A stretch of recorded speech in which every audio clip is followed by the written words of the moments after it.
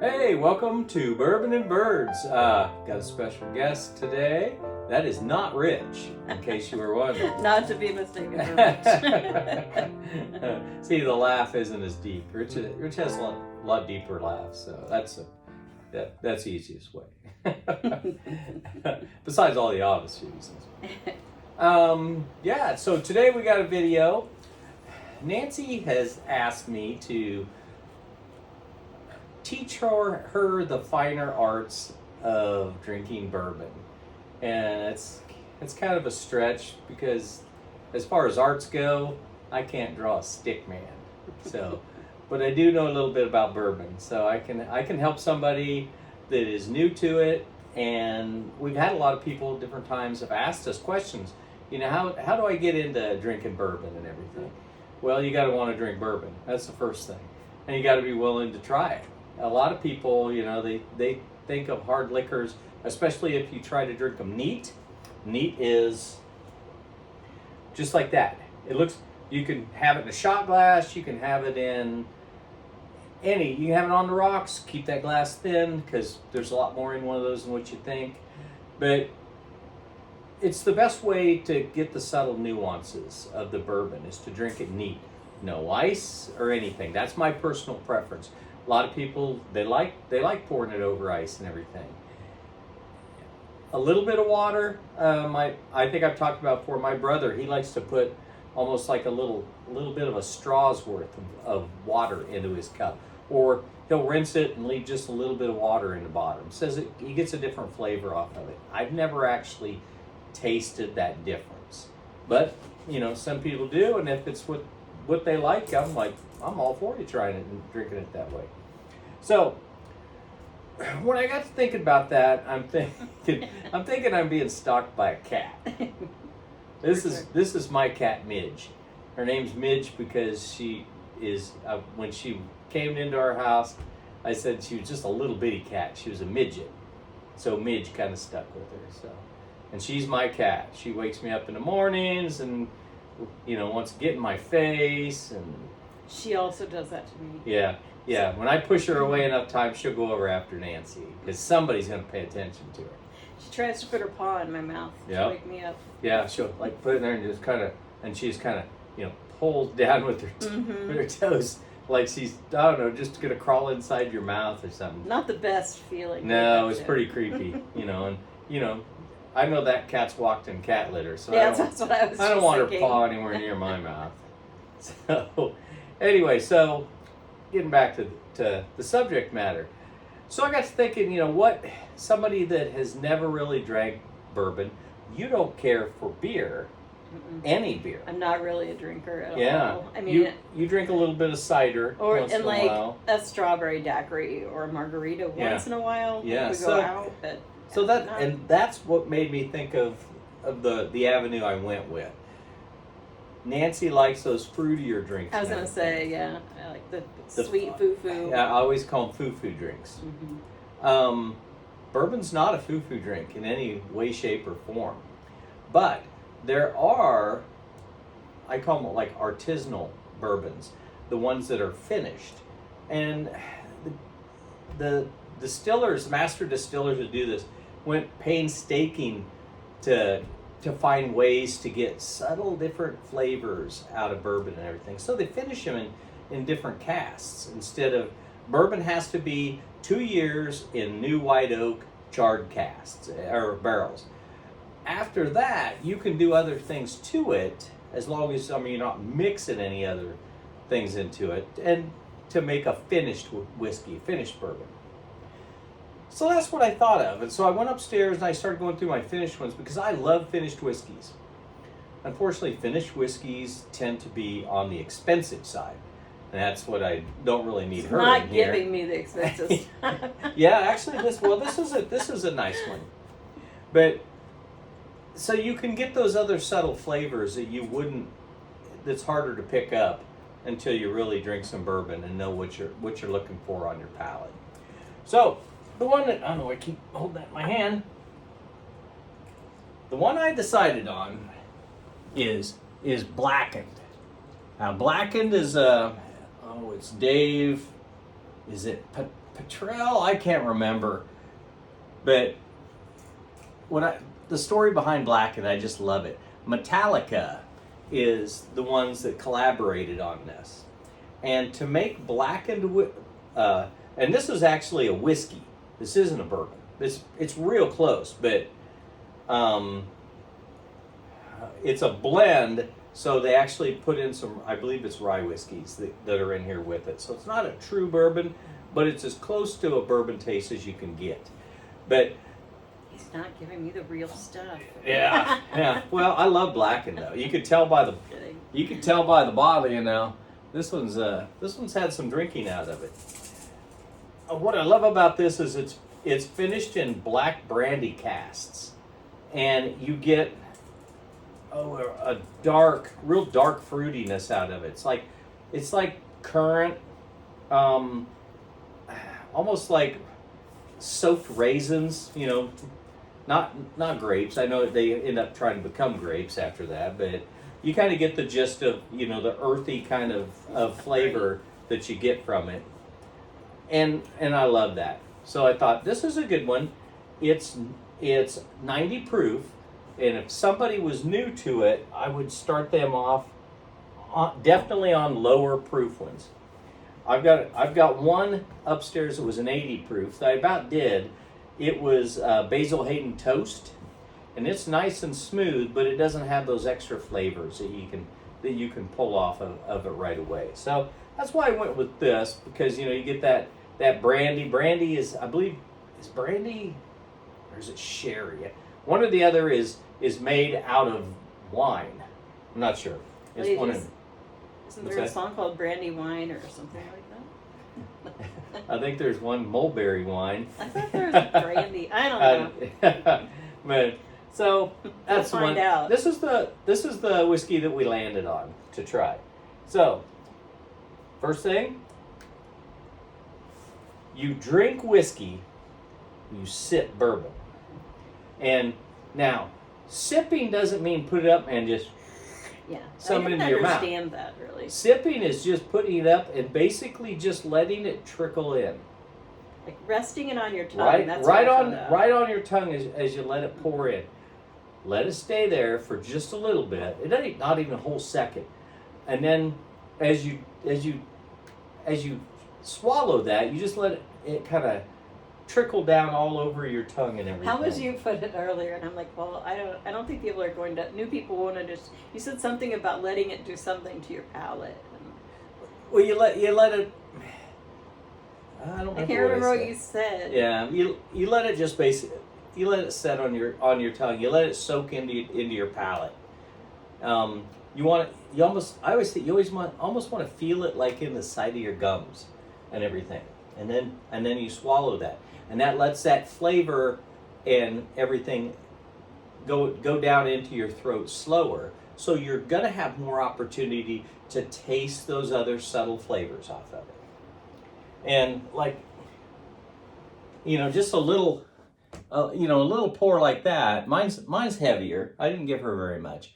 But, I mean, that's almost 3/4 of a shot. So the other thing is, don't try very many different bourbons in a day if you're wanting to try some. You know, Rich and I, we'll do 3 to 5, but we try to do them super, super small pours so we don't overindulge, you know, because bourbon will come up and kick you in the butt if you're not careful with it. So it's kicked my butt quite a few times. So the other things about, looking at oil rims and everything, we're not going to get into any of that. So we're just going to try it. Cheers. Cheers. Just try a little bit.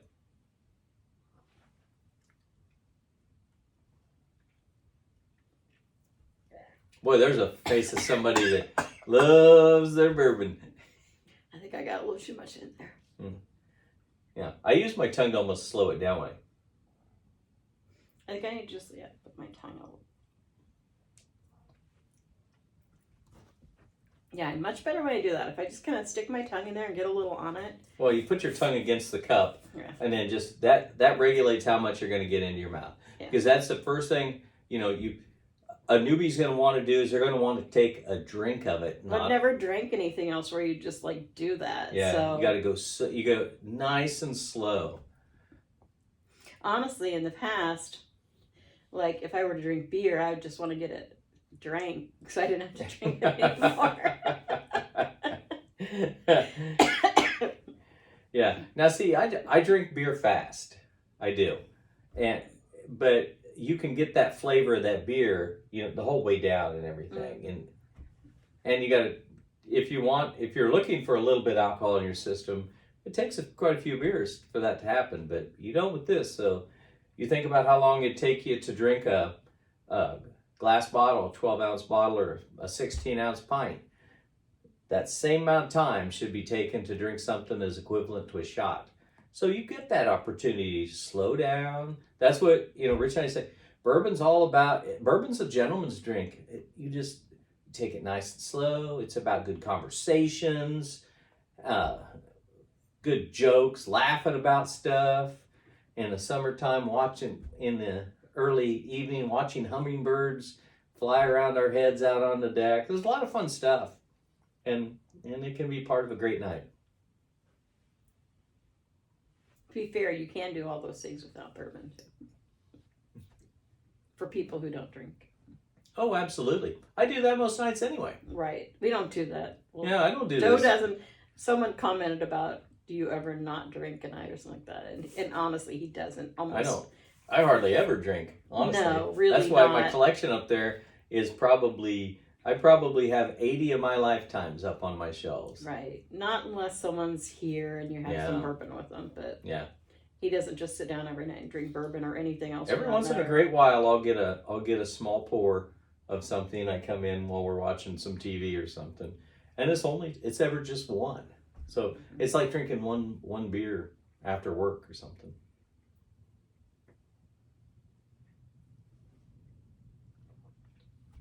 See, but after you're acclimated to the actual bourbon, the whiskey in your mouth, that's when you can take a little bit more and let it set on that tongue.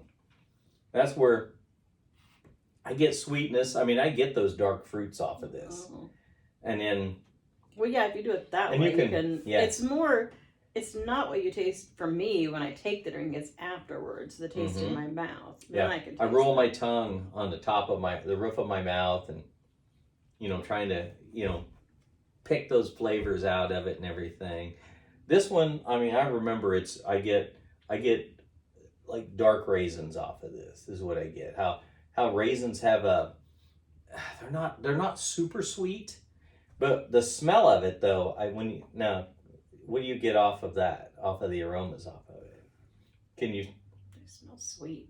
Yeah, I get. But it also smells kind of like a Sharpie. This is an excellent 7-year aged black Sharpie marker. It does taste good if you drink it. That just put it on your tongue. It doesn't taste like a marker, but it still smells like it to me. It's the burn that really, like, if you take a drink, that's the part that, like, I didn't understand why anyone would want to drink that like that.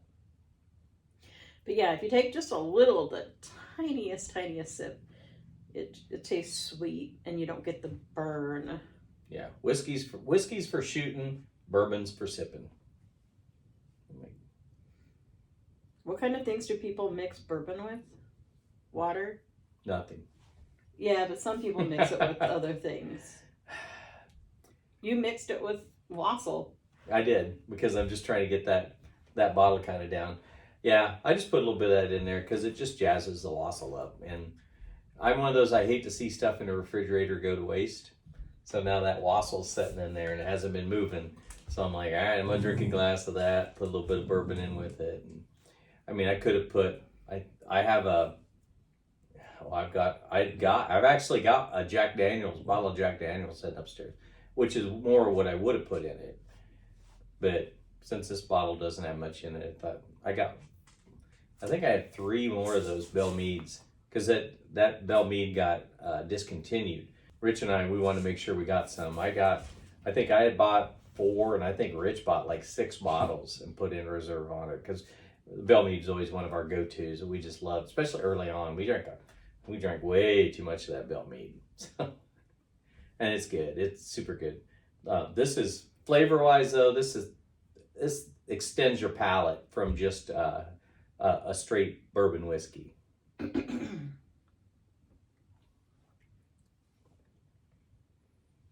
gonna take me a while. Mm. I can't just drink down the rest of it. Yeah, that's once you get a couple tastes, then you can put, like I said, you can put more in your mouth and let that sit. I like letting it run down onto my gums and get that little bit of burn there, and then it helps with the actually getting the taste. Well, people mix Jack Daniels with Coke. Wouldn't that be the same as mixing bourbon with Coke? You can. I know a lot of people that don't drink bourbon neat, and they mix stuff with it and everything. Yeah, Coca-Cola is probably the go-to that people mix with any whiskey. Tennessee whiskeys, true Tennessee whiskeys, bourbons, Kentucky whiskey. I know there's a big fight between what it being Kentucky whiskey versus an actual bourbon. There's all sorts of whiskeys you can get there. I've got a Japanese whiskey upstairs. A lot of people with the blended stuff out of Canada, the Crown Royals and stuff like that. They mix that with Coke and with different things all the time. I think a lot of people make hot toddies with whiskeys and bourbons. I've tried to make hot toddies once and they're terrible. Yeah, you just I don't remember what was in it, but yeah, honestly, the wassle's better than a hot toddy. I like the wassail if it's room temperature. I think that's probably because I prefer to drink my bourbons neat, so they're room temperature as well. I don't go with anything else. I do have some whiskey stones. Somebody got me for Christmas. I could put them in there if I wanted to lower the temperature of it. And I'll probably try that sometime. It's always nice to try different ways. So, but second thing is water. You always, I don't do it as much. Rich and I, for a while, we were really good about that. Like we would have 2 tastes, and then it was a pint of water. No ifs, ands, or buts. We'd drink that pint all the way down before we try something else and everything. So now we don't have that much, so, but I still like water. I drink a ton of water. So what I would like to do is I would like to do a taste test from expensive to the cheapest and see if I can tell which is the expensive one. Do a blind on it. Oh, we could probably do that sometime. Yeah, I've always wanted to do that. Yeah, I've got a $9.88 bottle of the brand is Kentucky Tavern. If you ever see it on the shelf, you want to pick it up and look at the ingredients. It's the only one I've ever seen in the ingredients. One of the ingredients is natural flavoring. And I'm like, what in the world did they put in this that is to make it taste more like bourbon? That's almost, I just picture like, is it like? Well, did they put like maybe vanilla or something in it? It could be. Because that's vanilla's on straight bourbon. You always catch vanilla notes off of it, and then sometimes it'll be like darker caramels, burnt sugar kind of taste and everything. Or did they? Well, I just picture that they put like liquid smoke into it to give it more of a. Oh, we should try that sometime too. We need to try and smoke it. Oh, yeah. The stuff to do it. You've never done it. Yeah. Rich and I always talk about we were going to do that out on the deck sometime. Why you have to do it on the deck because it's dangerous to do it in the house? Well, it'll set your smoke detectors off. Oh, yeah. I forgot about that. Yeah, we can do it out here if we kept that door. But then, do you want this smelling like smoke? I don't know how much it smokes, I guess. It smokes pretty good. I don't have an actual smoker thing. Day. Yeah, we just would put it. I've just got a small container, and Rich got me some wood shavings from natural, no chemicals, from like oak, and I think he had some cherry and something else. Maybe was it mulberry or something? we thought different ones, you know, make a different smoke smell. But then we got into so much drinking it just neat that most of the time when you smoke the whiskeys, they've got a big ice ball in them, and the ice holds some of the smoke, as does they swirl water into the cup and everything before they do any of that, and that all helps hold that smoke taste into it. Is that what an old fashioned is? No. No, it's just. Is that because of the bitters that makes it an old fashioned? Yeah, there's bitters in it. You tried my old fashioned in the Amana colonies, remember? Oh yeah. Yeah, you thought that was really good. Yeah. Maybe I would have. Yeah. I don't think she understood what bitters were. Yeah, That they genuinely make it bitter. Well, it burned. Yeah. I mean, bourbon burns if you take too big of a drink. So what about Jack Daniels? How does Jack Daniels compare to this? Jack Daniels is a Tennessee whiskey.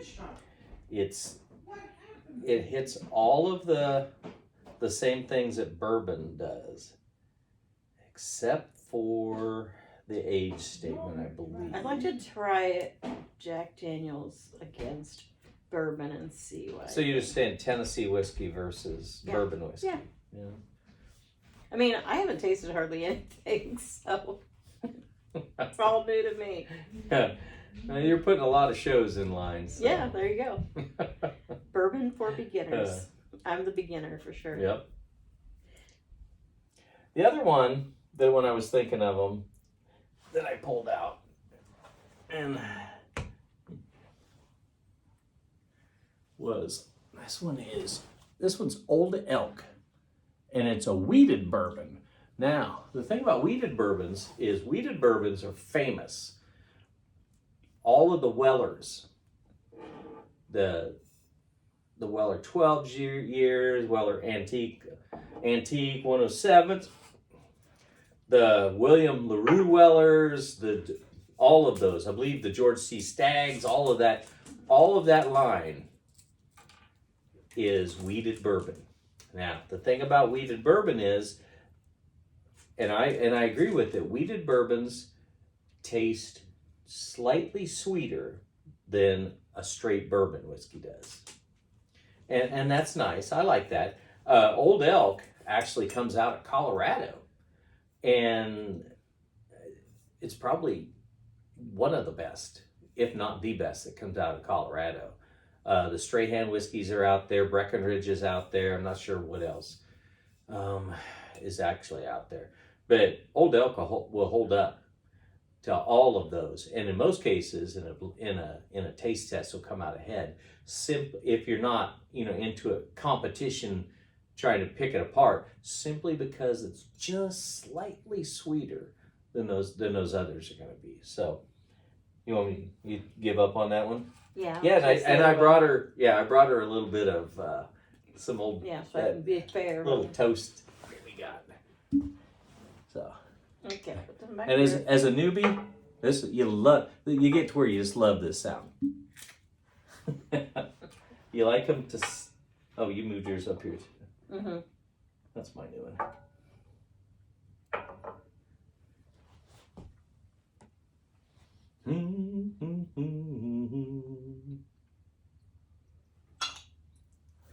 Cheers.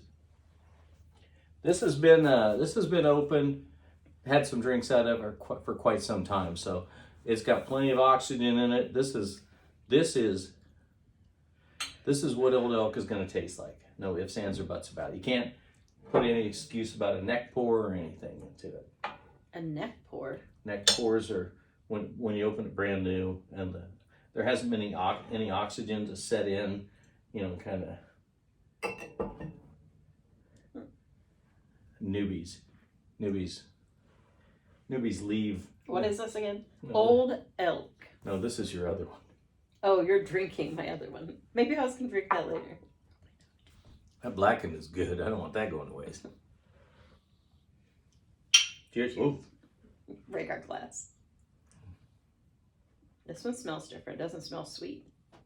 No, this is straight bourbon. This hasn't been finished in anything. This was...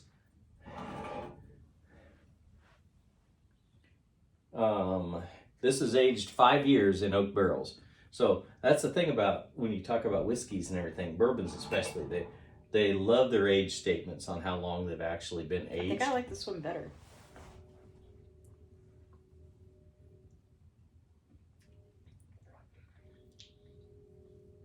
It is sweeter, isn't it?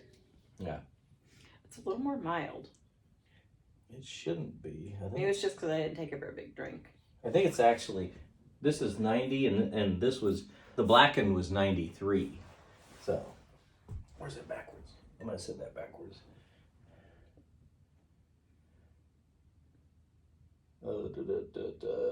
Lighting's kind of funky in here. Yeah, they're within 3 percentages, so nobody's gonna taste any different really on it and everything. So yeah, I love Old Elk. I love it. Cat's sitting there staring at us. Yeah, one's in the door of the Four Seasons room, wondering why we're sitting in here. Then not feeding them, and that's the same thing with this. She acts like she's not allowed to come in. So sick. Well, she usually sits in your chair where you're sitting right now. So this is their bird watching chair. Yeah, we usually have a feeder right up above Nancy's head there on the side window, and they sit there and they think they're going to pounce on it. They all turn into cougars and bobcats when the birds are out here. They do a little with their mouths and everything. It's hilarious. So since you don't have to look for any other flavors on this, you don't have to look for any like black brandy, anything like. You taste anything? Get a little bit more of that time. Yeah. Are you asking me what it tastes like? Well, what do you? Yeah. Or can you smell anything on it?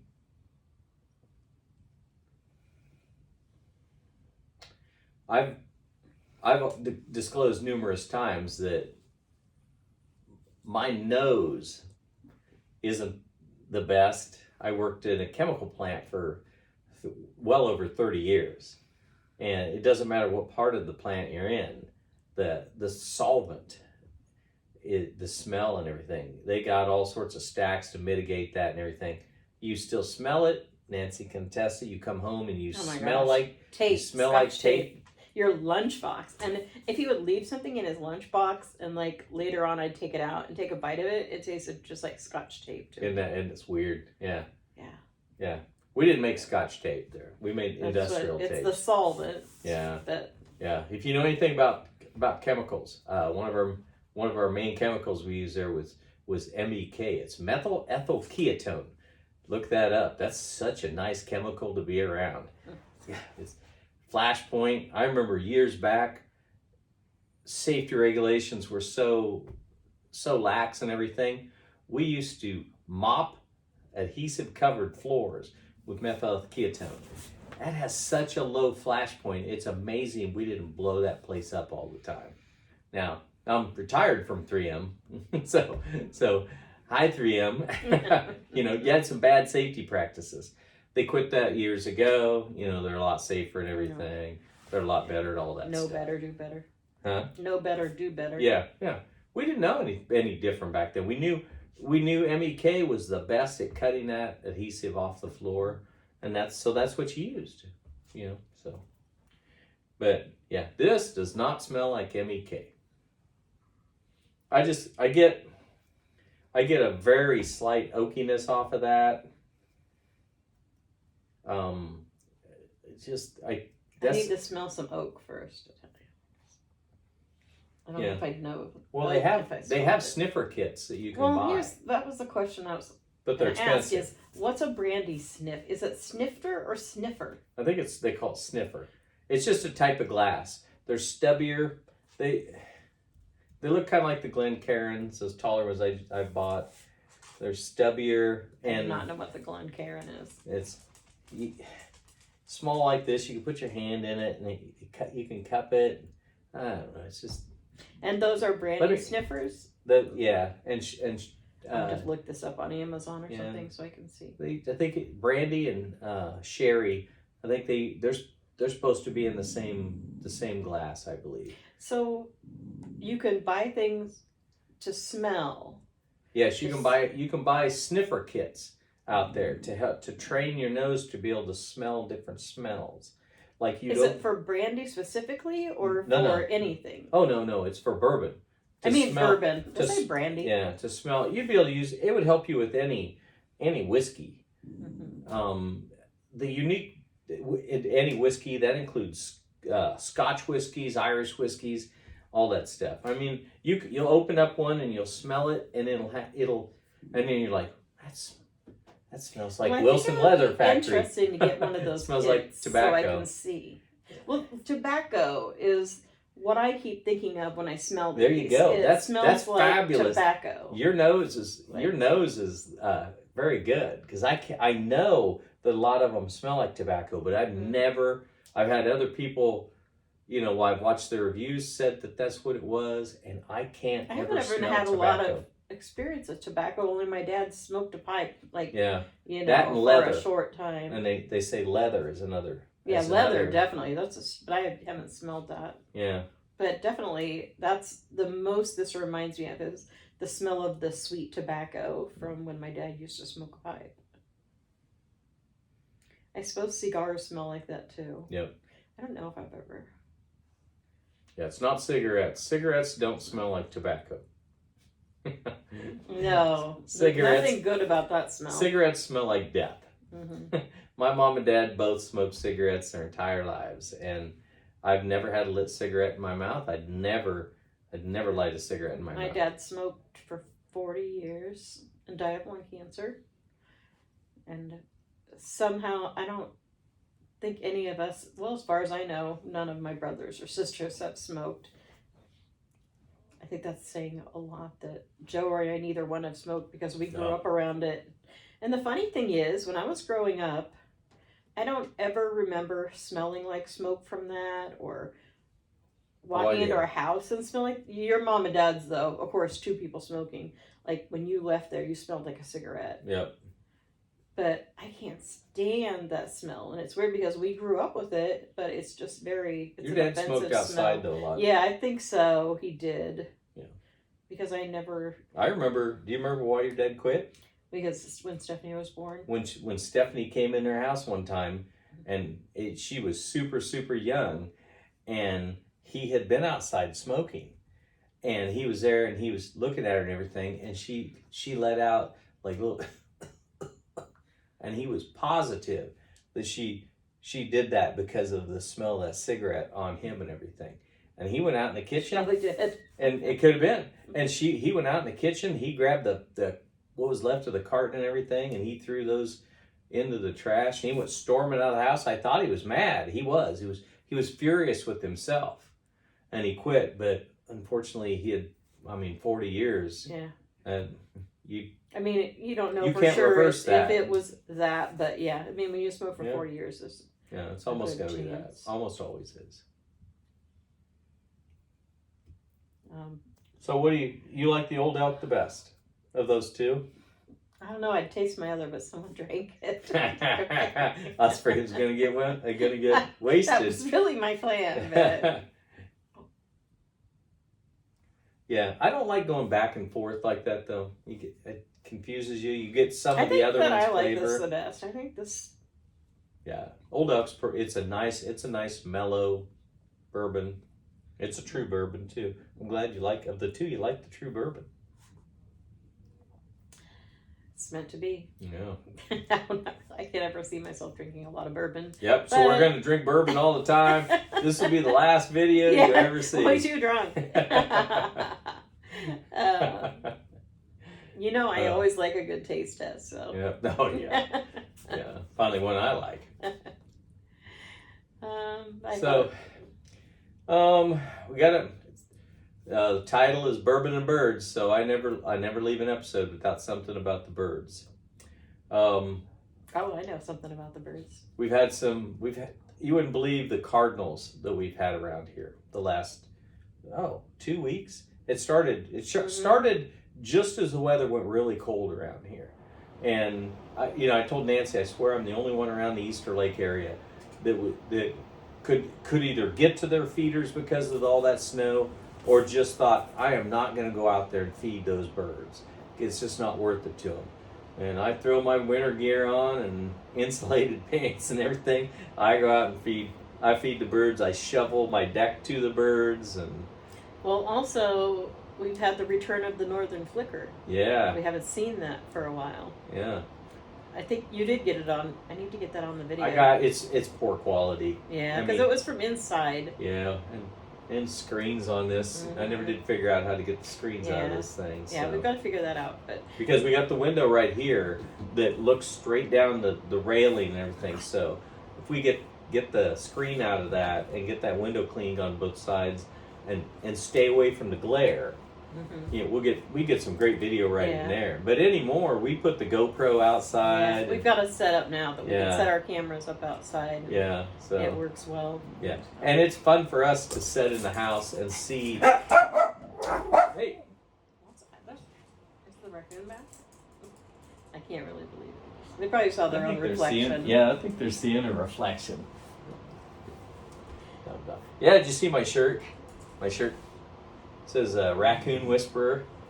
Yeah, Stephanie and Dusty got that for him for Christmas. Yeah. Always got to watch what the raccoons are doing and everything. So. Yep. So they're all turned into my buddies. now they're gone. We haven't seen a raccoon on our deck. I think it's the cold weather because they stopped coming when it was below zero, and I think they're just kind of in a hibernation mode right now. Well, I read that raccoons semi-hibernate when the weather gets really bad and everything.